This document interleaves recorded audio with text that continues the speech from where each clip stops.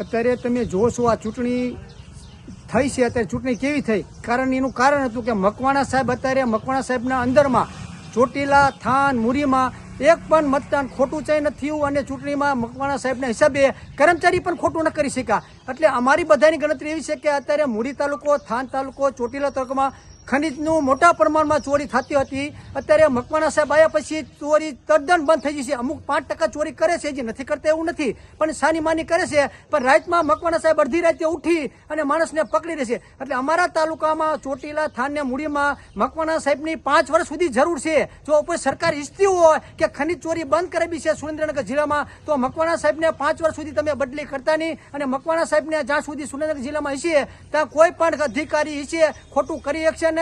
અને ખનીજ માફિયાને પણ ફફડાટ છે. અત્યારે ચોરી કરતા હોય તો એ બી છે કે ચારે મકવાણા સાહેબ બડી જાય છે. એટલે અત્યારે મકવાણા સાહેબને નમ્ર વિનંતી ગુજરાત સરકારને કરું છું કે મકવાણા સાહેબની 5 વર્ષ સુધી તમે બદલી કરતા નહીં.